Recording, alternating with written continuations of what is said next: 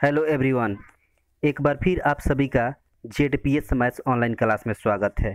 जैसा कि स्क्रीन पर आप देख रहे हैं, 9th क्लास है हिंदी मीडियम और मैंने पार्ट ये एक्सरसाइज 1.2 लिया है। 1.1 मैंने ऑलरेडी अपलोड कर दिया है।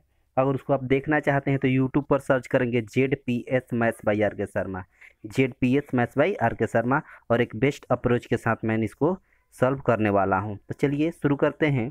यहाँ पर दिया है कि समय अनमोल है। एक थॉट दिया है आपके लिए मैंने कि समय अनमोल है, इसे व्यर्थ न जाने दें, इसलिए समय को आप बर्बाद न करें। तो चलिए शुरू करते हैं हम क्वेश्चन से सीधे। क्वेश्चन है कि पर इसमें पहचाना है कौन सत्य है और कौन असत्य है, ये आपको बता देना है। तो देखिए, प्रत्येक अपरिमेय संख्या एक वास्तविक संख्या होती है, ये आपको बता देनी है। जितने भी अपरिमेय संख्या होती हैं सबके सब क्या होती है, वास्तविक संख्या होती है। तो देखिए, वास्तविक संख्या के अंदर क्या होता है, एक परिमेय संख्या होती है, एक अपरिमेय संख्या होती है। और क्वेश्चन में कहा है कि जितने भी अपरिमेय संख्या होती है सब के सब क्या होती है, वास्तविक संख्या होती है। सही बात है, क्योंकि वास्तविक संख्या के अंदर ही अपरिमेय संख्या आती है, इसीलिए जितने भी अपरिमेय संख्या होंगी ये सब के सब क्या होंगी, वास्तविक संख्या होंगी। इसलिए ये बात क्या हो गई, सत्य। तो इसको लिखेंगे सत्य। अगला क्वेश्चन देखिए। अगला क्वेश्चन बोला है कि संख्या रेखा का प्रत्येक बिंदु अंडर रूट एम के रूप का होता है, और एम क्या है, एक प्राकृतिक संख्या है। तो प्राकृतिक संख्या किसको बोलेंगे, 1 2 3 4 इस तरह।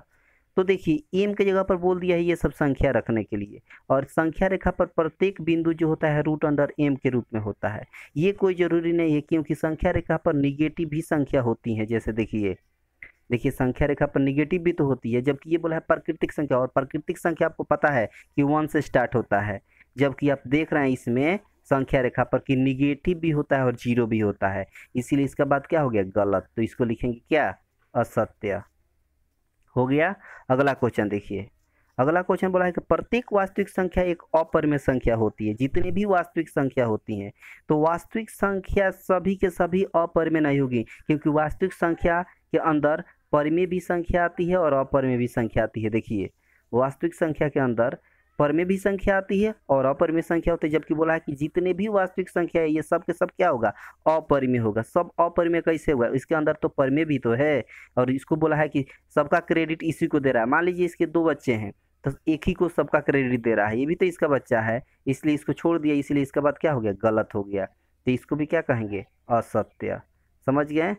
आगे देखिए।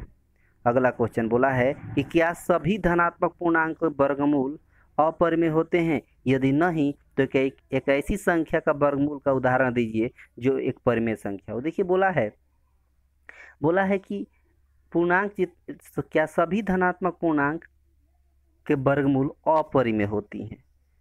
देखिए, सभी धनात्मक पूर्णांक का वर्गमूल अपरिमेय होती हैं, ये बात सही नहीं है। कोई जरूरी नहीं है कि जितने भी धनात्मक पूर्णांक है सबके अपरिमेय आएगा। अब मान लीजिए कि ये है, ये इसका वर्गमूल 9 का वर्गमूल कितना होगा, 3। 3 जो आए ये क्या अपरिमेय है, नहीं है। अपरिमेय कब होता है, जब अंदर रूट में रहता। जैसे 5, इसका वर्गमूल नहीं निकलेगा तो ये परिमेय हो, जबकि 3 क्या होगा, परिमेय। इसका वर्गमूल निकला लेकिन क्या हो गया, परिमेय, जबकि बोला है अपरिमेय, तो ये बात गलत हो गई। बोला है, उसके बाद बोला है नहीं, तो ये बात तो नहीं हो गई, साबित हो गई। उसके बाद बोला है कि एक ऐसी संख्या का वर्गमूल का उदाहरण दीजिए जो एक परिमेय है। तो एक उदाहरण क्या होगा, अंदर रूट 4 हो गया, अंदर रूट 9 हो गया, या अंदर रूट 4 भी लिख सकते हैं, अंदर रूट 16 भी लिख सकते हैं, जिसका वर्गमूल 4 हो गया।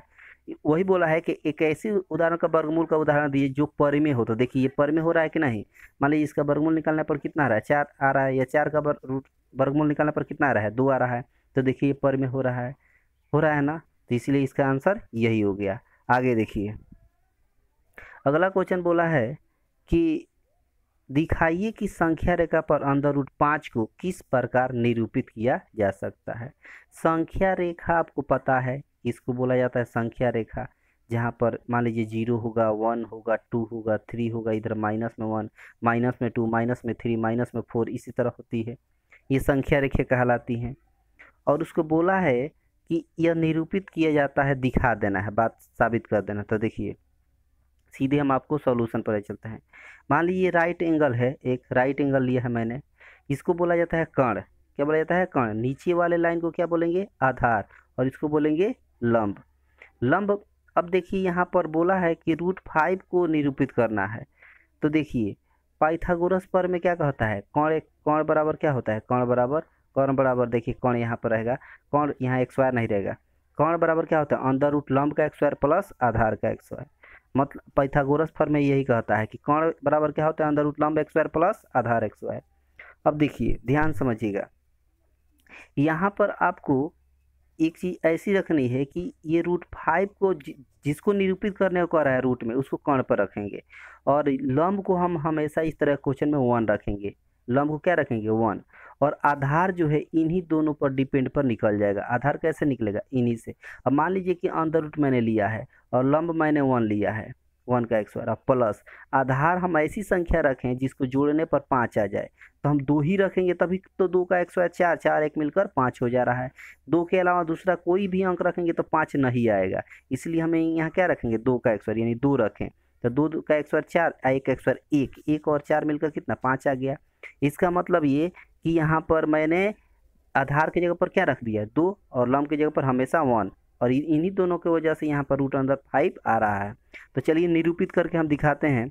यहाँ पर देखिए मैंने एक संख्या रेखा लिखा है, और 0 से 2 तक मैंने 2 ले लिया, दिखाया था मैंने, जैसे यहाँ पर 2 आधार क्या लिया है 2।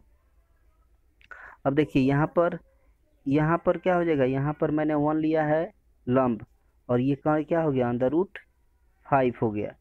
अब देखिए यहाँ पर 2 जो मैंने लिया है, और यहाँ से करेंगे क्या, ऐसे खींच लेंगे लाइन, ऐसे खींचा हुआ है जैसे, और एक प्रकार की सहायता से इसको माप लेंगे इसको, और जितना मापेंगे यहाँ आर के खींच देंगे, आर यहाँ पर, और यही आपका हो गया संख्या रेखा पर निरूपित √5। ये हो गया आपका आंसर, हो गया आपका। यहाँ पर देखिए, यहाँ पर आपको पाइथागोरस प्रमेय आपको मिलेगा 10वीं क्लास में भी, और इसमें थोड़ा सा मैंने परिचय दिया है, इसका विस्तार रूप का परिचय आपको 10वीं में मिलेगा, और इसमें भी मिलेगा आगे। तो मैंने थोड़ा सा परिचय बताया है कि पाइथागोरस प्रमेय का फॉर्मूला ये होता है, कर्ण बराबर अंडर रूट लंब एक्स वायर प्लस आधार एक्स वायर। आधार इसको बोलते हैं, इसको लंब, इसको कर्ण, ये बात बता चुके हैं। और इसी को मैंने यहाँ पर दर्शा दिया है, यहाँ पर संख्या रेखा पर, और ये दर्शा कर मैंने ये जो लाइन खींचा है, ये जितना भी लाइन हो उतना ही माप लेंगे प्रकार से इसको, और उतना ही को यहाँ पर आर खींच देंगे, और यही आपका क्या हो गया, संख्या रेखा पर निरूपित हो गया। उम्मीद करते हैं कि आपको ये समझ आया होगा, और रियली में समझ में आया होगा। तो इस वीडियो को लाइक, शेयर और सब्सक्राइब जरूर कीजिएगा। धन्यवाद।